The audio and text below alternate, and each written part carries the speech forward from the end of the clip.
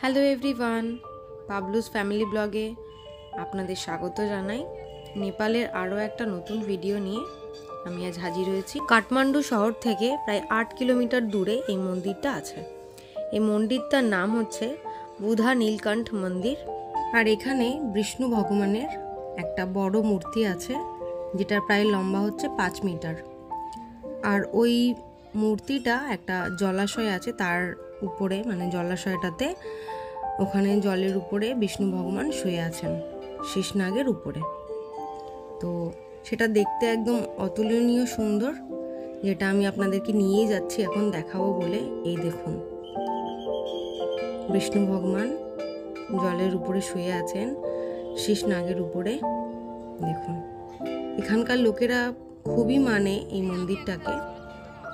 আর মন্দিরটার চত্বরটা খুব সুন্দর দেখতে। আর এই মন্দিরে শিব ঠাকুরেরও একটা মন্দির আছে।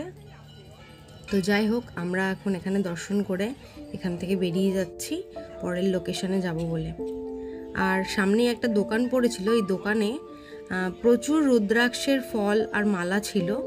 কিছুক্ষণ আগে যে ট্রের মধ্যে রাখা ছিল, যেগুলো আমি দেখাচ্ছি আবার। এই দেখুন, এই ফলগুলো সবুজ সবুজ যেগুলো, ওগুলো হচ্ছে কাঁচা রুদ্রাক্ষের ফল।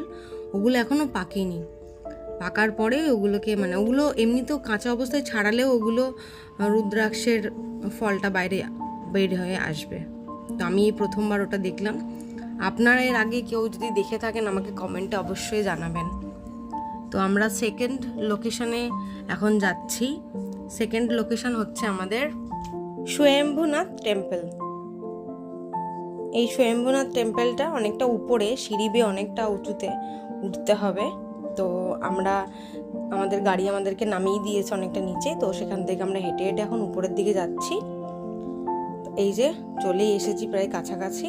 এই যে সামনে দেখা যাচ্ছে, ওটাই হচ্ছে গেট এন্ট্রি। এই যে আমরা পৌঁছে গেছি এখন। তো এখানেও এন্ট্রি ফিস আছে। তো আমাদের নেপালের আশেপাশের যে জায়গাগুলো আছে সেখানকার সবার জন্য 50 টাকা টিকিট। আর আদার বাইরের যে কান্ট্রিগুলো আছে, যে দেশগুলো আছে, তাদের জন্য 200 টাকা টিকিট। তো আমরা এখন টিকিট দিয়ে ঢুকে পড়লাম ভিতরে। তো এখানে মানে এই মন্দিরটা শোনা কথা যে এই মন্দিরটার বয়স হচ্ছে প্রায় 2000 বছরেরও বেশি পুরনো। আর এই মন্দিরটির স্বয়ম্ভুনাথ ছাড়াও আর একটা নামও আছে, যেটার নাম হচ্ছে মাঙ্কি টেম্পল। কারণ হচ্ছে এটাই যে এখানে এই মন্দিরটাতে অনেক প্রচুর মাঙ্কি আছে। তো এই জন্য অনেক লোকে এটাকে মাঙ্কি টেম্পল বলেও জানে।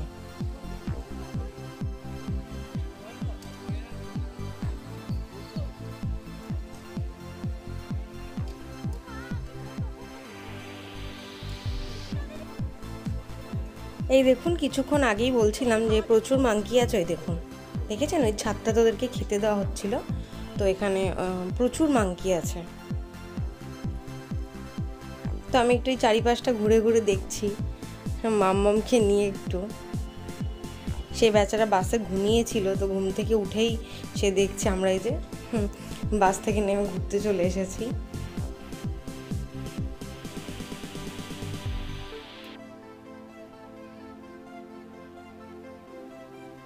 তো আমরা এখন সিঁড়ি দিয়ে উপরে উঠবো।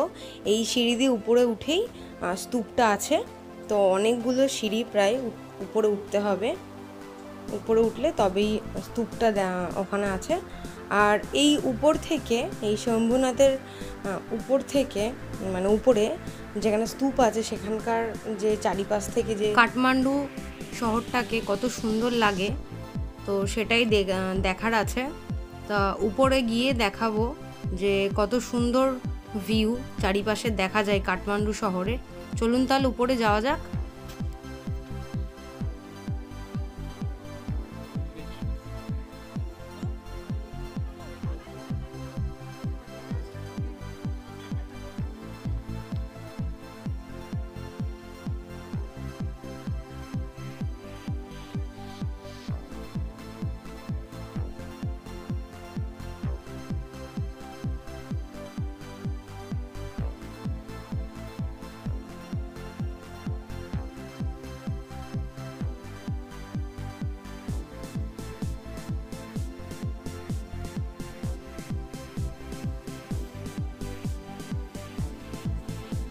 তো উপরে উঠে দেখছি এখানে প্রচুর স্টল আছে, মানে দোকান আছে ছোট ছোট।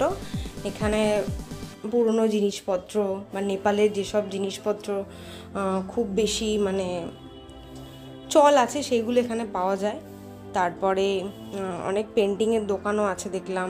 তারপরে এখানকার নানান রকমের যে মুদ্রা বা টাকা পয়সা সেগুলোরও দোকান আছে একটা, যেখানে প্রচুর ফটোর দোকান আছে।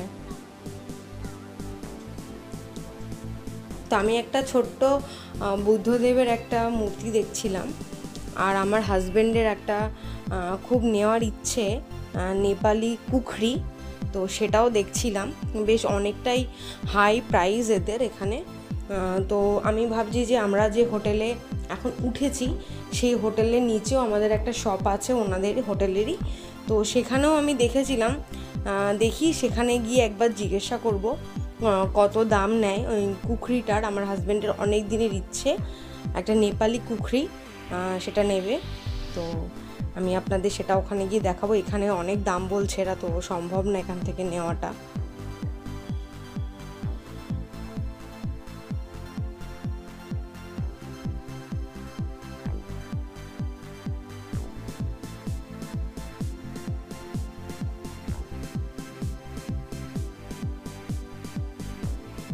তো উপরে এসে এই যে দেখছি এখানে অনেক মন্দির আছে। তো এটা হচ্ছে সেই স্তূপটা। তো এর চারিপাশে একটু গোল গোল ঘুরে নেওয়া যাক। এখানকার মানে এমনিতেও পাহাড়ি এলাকাতে বেশিরভাগ জায়গাতে আমি দেখেছি যে এই বৌদ্ধ মন্দিরগুলোর চারিপাশে ঘোরাটা খুবই ভালো। এটাকে অনেক মানে কি বলবো, এটা সবাই তো বলে যে নিজের মানে মন শুদ্ধ পাপ মুক্ত এইসব করার জন্যই নাকি এগুলো করে। তো দেখা যাক, আমিও ঘুরি একটু। তো মামামকে কোলে নিয়ে একটু ঘুরবো, আমিও পুরো স্তূপটাকে একটা রাউন্ড দেবো।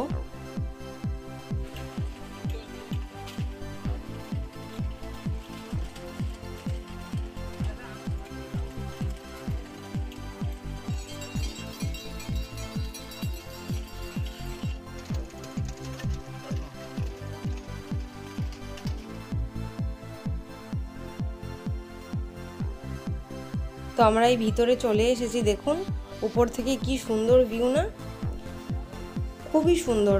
কাঠমান্ডু শহরটাকে খুব সুন্দর দেখা যাচ্ছে।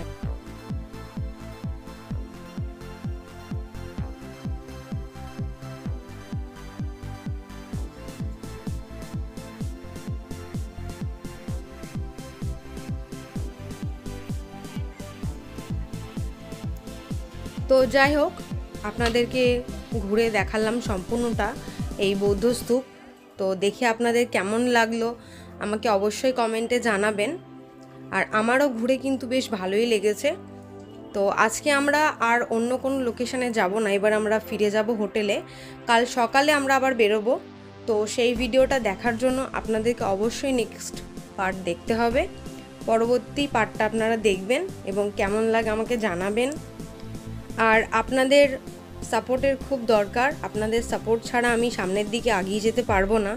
তো অবশ্যই আমার পাশে থাকুন, আপনারা আমাকে সাপোর্ট করুন প্লিজ, এটাই আমি রিকোয়েস্ট করছি, আর কিছুই না।